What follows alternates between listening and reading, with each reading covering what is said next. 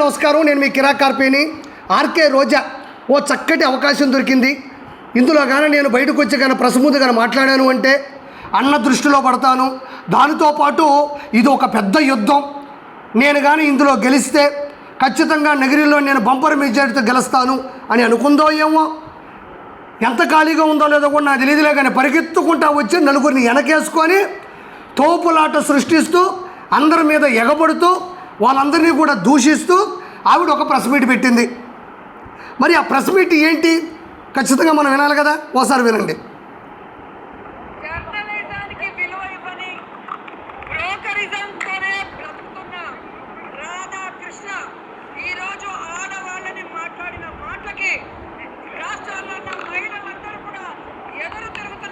ఇక్కడ ఆర్కే రోజా చెప్తుంది, జర్నలిజానికి జర్నలిస్టులకి ఆయన ఒక మాయన మచ్చ అంట, ఆ ఛానల్ కరెక్ట్ కాదు అంటుంది. మరి సాక్షి ఛానల్ అనేది ఒకటి ఉంది. ఆ సాక్షి ఛానల్లో వేసేటువంటి వార్తలు ఏవైతే ఉన్నాయో, రాసేటువంటి పత్రిక ఏదైతే ఉందో, సోషల్ మీడియా ఏదైతే ఉందో, ఏ రోజు కూడా సరిగ్గా ఏ వార్తని కూడా ప్రచురించింది లేదు, ప్రచారం చేసింది లేదు. ఏ రోజు కూడా నీతి నిజాయితీకి కట్టుబడి పనిచేసినటువంటి వార్తాపత్రిక లేదు అంటే అది ఓన్లీ సాక్షి పత్రికే. ఆత్మసాక్షి లేని, మనస్సాక్షి లేని పత్రిక ఏదైనా ఉంది అంటే అది సాక్షి పత్రిక. దాని గురించి ఈవిడ తక్కువ చేసి మాట్లాడుతుంది. సాక్షి పత్రిక గురించి ప్రత్యేకంగా నేను ప్రజలకు చెప్పాలా? జరిగేది ఒకటి అయితే రాసేది ఒకటి, కూసేది ఒకటి, పోసేది ఒకటి. అదే సాక్షి పత్రిక.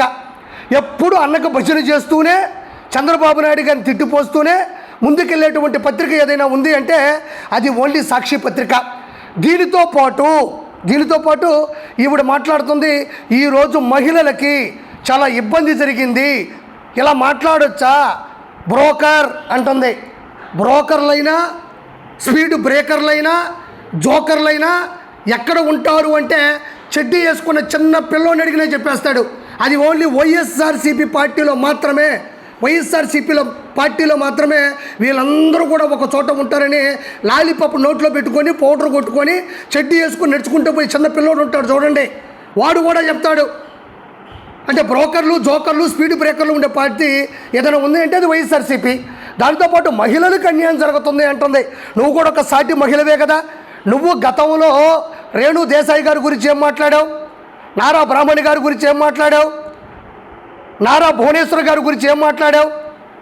నువ్వు సాటి మహిళల గురించి ఎంత దారుణంగా, అసభ్యంగా ప్రవర్తించావో ప్రత్యేకంగా చెప్పనక్కర్లేదు. నువ్వు కూడా ఈరోజు మహిళలకు అన్యాయం జరుగుతుంది, అరాచకం సృష్టించబడుతుందని చెప్తున్నా నీకు ఒక మహిళ అయ్యుండి సాటి మహిళల గురించి మాట్లాడుతున్నప్పుడు నువ్వు ఎందుకు ఆపలేదు? నువ్వు మాట్లాడిన మాటలను నువ్వు ఎందుకు వెనక్కి తీసుకోలేదు? పూర్వం అసెంబ్లీలో ప్రజాస్వామ్యంలో ప్రజలు ఓట్ల చేత కలిసినటువంటి శాసనసభ్యులు ఉండేటువంటి అసెంబ్లీలో దారుణాతి దారుణంగా అంబటి రాంబాబు, వల్లభినేని వంశీ, నారా భువనేశ్వర్ గారి గురించి వికృతంగా మాట్లాడితే, దారుణాతి దారుణంగా కూడా అసభ్యంగా ప్రవర్తిస్తే ఆ రోజు నువ్వు కూడా నగిరి నుంచి శాసనసభ్యురాలుగా ఉన్నావు, అదే అసెంబ్లీలో ఉన్నావు.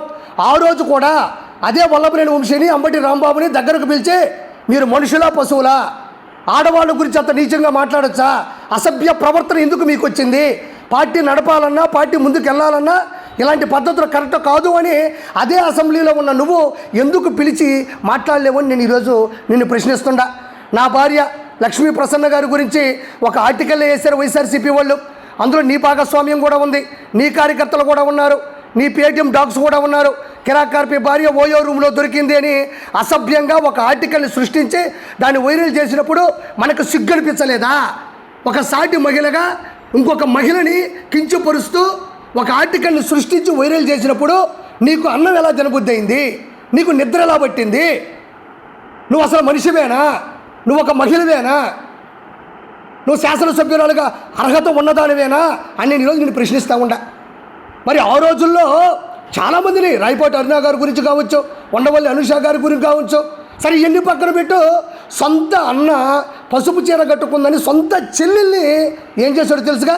సోషల్ మీడియాలో వర్రా రవీందర్ రెడ్డి అనేటువంటి ఫేస్బుక్ అకౌంట్లోంచి ఎంత దారుణంగా మాటలు పెట్టించాడో, ఎలాంటి డైలాగులు రాయించాడో తెలియదా? సొంత తల్లి ఎవరు? విజయమ్మ గారు ఆస్తుల పంపకం గురించి ఆవిడ బాధ వెళ్ళబుచ్చుకుంటే ఆవిడ ఎంత దారుణంగా మాట్లాడించారో ప్రత్యేకంగా చెప్పనక్కర్లేదు. నువ్వు నిజంగా మహిళవేనా, నువ్వు మనిషివేనా? వీళ్ళందరి గురించి మాట్లాడినప్పుడు నువ్వేం చేస్తున్నావు? ఈరోజు ఏదో పరిగెత్తుకుంటూ వచ్చేసి ప్రెస్ మీట్ పెట్టేసి ఏదో పెద్ద యుద్ధం చేస్తున్నాను, ఏదో ఈ దెబ్బతో వైఎస్ఆర్సీపీ గెలిచిపోతుంది. నేను చెప్తున్నా, రాసి పెట్టుకో. వైఎస్ఆర్సీపీ జీవితంలో అధికారంలోకి రాదు, నువ్వు రావు, మీ అన్నకు ప్రతిపక్ష హోదా రాదు, మీ అన్నకి లండన్ ముందులో ఒక బస్తా తెచ్చిపెట్టుకోమను. ఎందుకంటే చాలా కావాలి. ఈరోజు నారా చంద్రబాబు నాయుడు గారు 4వ ముఖ్యమంత్రిగా నిలబడి గెలిచినప్పుడు ఆయన చేస్తున్నటువంటి పనుల సాక్షిగా ఈరోజు ఎంత అద్భుతమైనటువంటి ప్రక్రియ నైపుణ్యంగా ముందుకెళ్తుందో ప్రత్యేకంగా చెప్పనక్కర్లేదు. తర్వాత మళ్ళీ వినండి.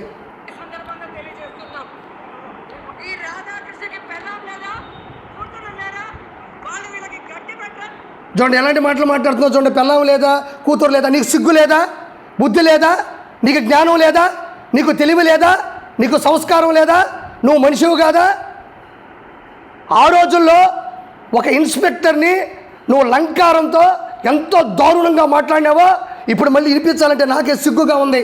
నాకు సిగ్గుంది, నేను మనిషిని, మంచి ప్రవర్తన ఉంది, గొప్ప నాయకుడి కింద పనిచేస్తున్నటువంటి ఒక సైన్యంలో మనిషిని నేను. గతంలో నువ్వు మాట్లాడినటువంటి మాటలు మొత్తం వినిపించమంటావా? చంద్రబాబు నాయుడు గారి గురించి, హెరిటేజ్ గురించి మాట్లాడినటువంటి ఒక అనుసంధానమైనటువంటి వాక్యాన్ని వివరించమంటావా? ఎంత దారుణంగా ఏకవచనంతో సంబోధించావో నేను ప్రత్యేకంగా చెప్పనక్కర్లా. ఈరోజు రెంకులేస్తూ మనుషుల్ని దోసుకుంటూ నువ్వేదో పెద్ద ఏదో సంస్కారమైన మనిషిలాగా సంస్కారమైన ఈరోజు చాట్ జీపీటీలో, గూగుల్ జెమినీలో సంస్కారవంతమైన సోప్ ఎవరిని కొడితే నువ్వే వస్తున్నావు. అలా ఉందన్నమాట.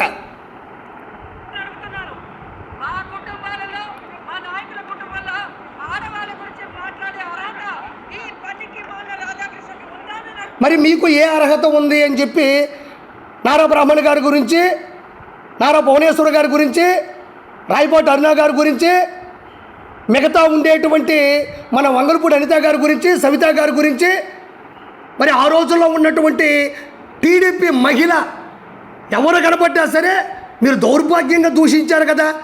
మరి మీకు ఏ అర్హత ఉంది అని ఆ రోజు అసభ్యంగా వాళ్ళ గురించి మాట్లాడని అడుగుతున్నా.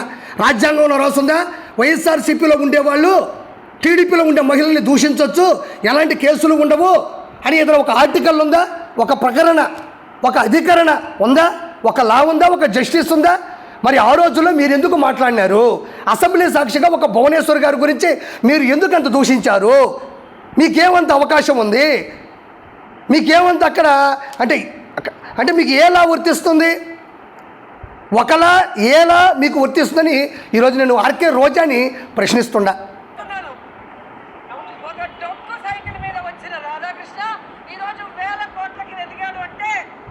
డొక్కు సైకిల్ మీద రాధాకృష్ణ గారు వచ్చారు అంటున్నావు. మరి నువ్వేమన్నా పిఠాపురం జమీందారాలు వారసరాలివా? నువ్వు గద్వాల కోట యువరానివా? లేకపోతే వెంకటగిరి ఉంటుంది మా పక్కన ఇక్కడే, ఈరోజు తిరుపతి జిల్లాలో ఉంది, వెంకటగిరి మహారాణివా? నువ్వేమంతా కోట్లు సంపాదించుకొని ఇండస్ట్రీకి వచ్చావు? నువ్వు కూడా అందరిలానే వచ్చావు కదా, ఆకలితోనే వచ్చావు కదా, అవకాశాల కోసం తిరిగావు కదా, ఆడిషన్స్ ఇచ్చావు కదా, యాక్టింగ్ నేర్చుకున్నావు కదా, ఆకలి దప్పికలు నీకు తెలుసు కదా, అవకాశాన్ని ఎలా సద్వినియోగం చేసుకోవాలో నీకు తెలుసు కదా, అవకాశం ఎంత కష్టమో ఎంత గొప్పదో నీకు తెలుసు కదా. నువ్వేమన్నా పెద్ద జమీందారాలువా? నువ్వేమన్నా కోటీశ్వరరాలువా? నువ్వేమన్నా గోల్డ్ స్పూన్తో పుట్టావా? లేదా అంబానీ గారి యొక్క బంధువువా? కాదు కదా. మనం కూడా పూటకి గతిలేని పరిస్థితి వచ్చిన వాళ్ళమే. నేను నిన్న అనట్లేదు, చాలామంది కూడా ఇండస్ట్రీకి వచ్చి చాలా ఇబ్బందులు పడి వచ్చిన వాళ్ళమే.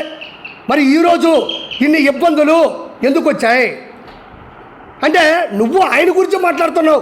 మరి నీ గురించి, నీ గోల్డ్ స్పూన్ గురించి, నీ గొప్పతనం గురించి మరి నువ్వేమన్నా పుట్టగానే పుడుతూనే 4 ఉంగరాలు, 4 చైన్లు, లేకపోతే కింద చెప్పులు, ఒక 10 లక్షల రూపాయల చెప్పులు, లేకపోతే యాపిల్ ఫోన్ పట్టుకొని మాట్లాడుకుంటూ బయటకు వచ్చావా? లేదు కదా.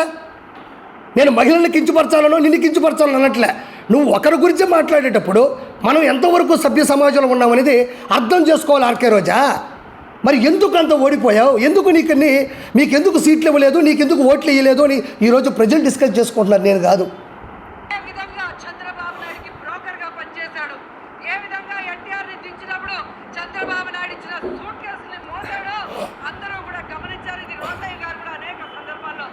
ఇప్పుడు ఈ బ్రోకరు పనులు, ఈ బ్రోకర్ చేష్టాలు, ఈ కథలన్నీ నడిపేది వైఎస్ఆర్సీపీలోనే ఉంటాయి. పేర్లు చెప్పుకుంటూ పోతూ ఉంటే మొత్తం నిండిపోతుంది, డేటా సరిపోదు. గూగుల్ డేటా సెంటర్ ఒకటి వస్తుంది చూడు విశాఖపట్నానికి, దానికి సరిపోతాయి. నేను పేర్లు చెప్పుకుంటూ పోతానంటే ఆ గూగుల్ డేటా సెంటర్లో ఉండే డేటా మొత్తం దీనికి సరిపోద్ది. ఆ బ్రోకర్లు అన్న కోసము అసభ్యంగా మాట్లాడేవాళ్ళు, అన్న కోసము కిడ్నాపులు చేసేవాళ్ళు, అన్న కోసము పోలీసులు వాడుకున్నోళ్ళు, అన్న కోసము అన్యాయాలు చేసిన వాళ్ళు, తిరుమలని కించపరిచిన వాళ్ళు, సభ్య సమాజంలో తలదించుకునే విధంగా కీచక పర్వాన్ని నడిపిన వాళ్ళు ఎవరైనా ఉన్నారు అంటే వైఎస్ఆర్సీపీలో ఉండేటువంటి బ్రోకర్లే. బ్రోకర్లు అనే పదవులు వాడ మాకు. బ్రోకర్ అంటేనే వైఎస్ఆర్సీపీ పార్టీ. చెప్పడం జరిగింది. కొవ్వెక్కిన పలుకులు రాస్తున్నాడు. ఈ రాధాకృష్ణకి కొవ్వు కరిగిస్తాం, కొవ్వు తెచ్చుతామని కూడా ఈ సందర్భంగా హెచ్చరిక. కొవ్వు కరిగిస్తావు నువ్వా? 151లోంచి 5 లేపారు చూసావా? అది కొవ్వు కరగడం అంటే, కొవ్వు కరిగించడం అంటే. ఈరోజు ప్రతిపక్ష హోదా కూడా లేకుండా అసెంబ్లీకి రావాలంటేనే అన్న సుస్సు పోటుకుంటున్నాడు చూసావా, పోసుకుంటున్నాడు. అది కొవ్వు కరిగించడం అంటే. ఈరోజు అమరావతి రాజధాని వస్తుంటే తట్టుకోలేక చెమట్లు పడుతున్నాయి చూడు, అది కొవ్వు కరిగించడం అంటే. ఆంధ్రప్రదేశ్లో అడుగుపెట్టే దమ్ము లేక యలహంక ప్యాలెస్లో దాక్కుంటున్నాడు చూడు, అది కొవ్వు కరగడం, కొవ్వు కరిగించడం అంటే. కొవ్వు ఎవరికెవరు కరిగించారో నీకన్నా బాగా ఎవరికి చెప్పనక్కర్లేదు. 45,004 ఓట్ల తేడాతో ఓడిపోయినావు. 45,004 ఓట్ల తేడాతో ఓడిపోయినావు. అది కొవ్వు కరగడం అంటే. బెస్ట్ ఎగ్జాంపుల్ కొవ్వు కరగడం అంటే, కొవ్వు కరిగించడం అంటే మనది. వైఎస్ఆర్సీపీ అనుకున్నంత కొవ్వు ఎవరికీ లేదు ఇక్కడ. చంద్రబాబు నాయుడు రాసిచ్చే భూత మాటల్ని రాస్తూ విషపత్రికలాగా విషం చెబుతున్నావు. ఇది ఇంతటితో ఆపకపోతే ఖచ్చితంగా మహిళలందరూ నీకు కొవ్వు తెచ్చుతామని కూడా రాధాకృష్ణ. ఆపకపోతే ఏం చేస్తావమ్మా? ఆపరు. ఆపకపోతే ఇన్ని చెప్తున్నావు కదా, ఆపకపోతే ఏం చేస్తావు నువ్వు? ఏం చేయగలవు నువ్వు? ఏమంత అక్కడ చెడ్డ పని జరిగింది నీకు? ఏమంత అంత ఎగిసిపడిపోతూ ఉండవు నువ్వు? ఏమంత అగ్రెసివ్ నీకు? ఆపకపోతే అంటున్నావు. ఏమన్నారు? నువ్వేం చేస్తావు? ఏం చేయగలవు చెప్పు? రాధాకృష్ణ కూతురికి చంద్రబాబు నాయుడు భార్య భువనేశ్వరి గారికి నారా లోకేష్ భార్య, అలాగే ఎవరైతే పవన్ కళ్యాణ్ భార్య, అలాగే మంత్రులు ఎమ్మెల్యేల భార్యలను హెచ్చరిస్తున్నాం. మీరు మమ్మల్ని తిట్టిస్తే మాకు తిట్టడం చేత కాదనుకుంటున్నారా? మాకు సంస్కారం అడ్డొస్తుంది. ఇది జోక్ అంటే నాకు తెలిసి 2026లో ద బెస్ట్ జోక్ ఏదన్నా ఉంది అంటే ఆర్కే రోజు వేసేసిందండి. భలే వేసేసింది. మేము తిట్టగలము, మాకు బూతులు వస్తాయి, కాకపోతే సంస్కారం అడ్డు వస్తుందంట. అసలు సంస్కారం లేని మహిళ ఎవరైనా ఉన్నారు అని మళ్ళీ చెప్తున్నా, సంస్కారం లేని మహిళ ఎవరైనా ఉన్నారు అని ఎవరిని అడిగినా చెప్పేది ఒకే ఒక పేరు, ఆర్కే రోజా. నీకు సంస్కారం అడ్డు వస్తుందా? సంస్కారం అడ్డు వచ్చిన మహిళవే అయినప్పుడు నారా బ్రాహ్మణి గారి గురించి ఎందుకు మాట్లాడినావు? నారా భువనేశ్వర్ గారి గురించి ఎందుకు మాట్లాడినావు? నీకు సంస్కారం అడ్డు వస్తున్నప్పుడు రేణు దేశాయ్ గారి గురించి ఎందుకంత అవహేళనగా మాట్లాడినావు? నీకు సంస్కారం అంత అడ్డు వస్తున్నప్పుడు ప్రతిరోజు మహిళల గురించి అసభ్యంగా వైఎస్ఆర్సీపీలో మాట్లాడుతుంటే నీ సంస్కారం అడ్డేసి నువ్వు అడ్డుగా నిలబడి అడ్డదిడ్డంగా మాట్లాడకండి అని నీ సంస్కారంతో ఎందుకు ఆపలేకపోయావు? సంస్కారం లేని సంస్కారహీనమైనటువంటి వైఎస్ఆర్సీపీలో ఉండే మహిళ ఎవరైనా ఉన్నారు అంటే అది ఆర్కే రోజా.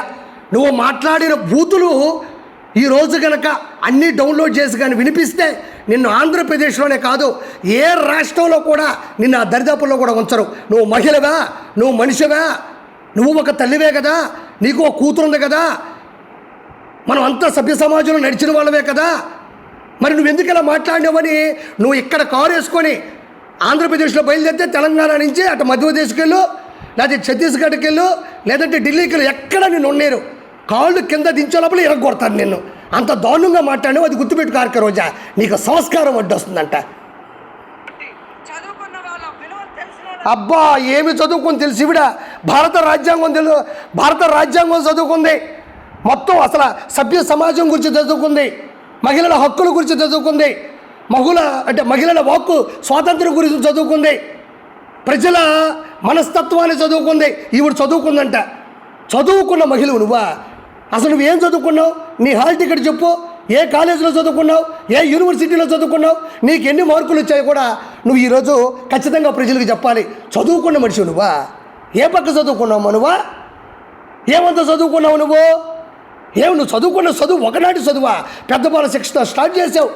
భారత రాజ్యాంగం చదువుకున్నావు, బిఎన్ఎస్ సంబంధించినటువంటి సెక్షన్లు చదువుకున్నావు, ప్రపంచంలో ఉన్నటువంటి అపర మేధావులు కూడా చదవలేనటువంటి పుస్తకాలన్నీ చదివి ఆ పుస్తకాలన్నీ ఇక్కడ ఎక్కించుకొని మాట్లాడుతున్నావు. సిగ్గుండాలి మనకి, నవ్వుకుంటున్నారు జనాలు. కాబట్టి ఈరోజు మేము ఇంతవరకు మీకు హెచ్చరిస్తూ వదిలేసాం, కానీ ఇక మేము మొదలు పెడితే మీరంతా బయటకు కూడా అడుగు పెట్టలేక సిగ్గుతో చచ్చిపోతారు. అమ్మా నువ్వు మొదలు పెట్టు, నేను మొదలు పెడితే అంటున్నావు. మొదలు పెడితే బయటకు అడుగు పెట్టలేవా?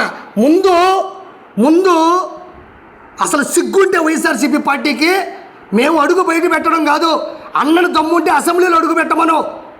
నీకంత చదువుకున్నావు కదా, నీకు సంస్కారం ఉంది కదా, నీకన్నీ అడ్డు వస్తాయి కదా, నీకు దమ్ముంటే అన్నని అసెంబ్లీలో అడుగు పెట్టించు, అన్న చేత ప్రశ్నలు అడిగించు. ఈ వంట పరిగెడతాదంటేవి. అన్న అక్కడి నుంచి అమరావతిలోకి అడుగు పెట్టడు, అసెంబ్లీకి రాడు, అన్న ఎక్కడ కనపడ్డు. ప్రెస్ మీట్కి వచ్చాడంటే మంచి ట్రోల్స్ మొత్తం స్టఫ్ ఇచ్చేసి వెళ్ళిపోతాడు. మళ్ళీ ఈ వంట బయటకు వస్తే అడుగు పెట్టనివ్వదంట. లాస్ట్గా వినండి సోది. సందర్భంగా తెలియజేస్తాం. ఈ సందర్భంగా నువ్వు చాలాసార్లు తెలియజేసుకున్నావు. ఆ సందర్భాన్ని పట్టించుకునే పరిస్థితిలో జనాలు లేరు. నేను మళ్ళీ చెప్తున్నా, ఆర్కే రోజా గుర్తుపెట్టుకో, నువ్వు జీవితంలో గెలవు. అన్న ఎప్పుడు కూడా అసెంబ్లీకి రాడు. 2029లో మళ్ళీ చిత్తుగా మీరు ఓడిపోవడం జరుగుతుంది. కాబట్టి చివరిగా గుర్తుపెట్టుకోండి, జగన్లో గన్నుంది, మావి గన్లో గన్నుంది. మీకు గన్నలంటే ఇష్టం, మీకు గన్నులు తప్ప 1 స్థాయికి వచ్చే అవకాశమే లేదు, అర్హత కూడా లేదు. కాబట్టి ఎక్కడైనా మనుషులుగా మారి కుటుంబాలతో మంచిగా ఉండమని మనస్ఫూర్తి కోరుకుంటూ నేను మీ కిరాక్ కార్పీని.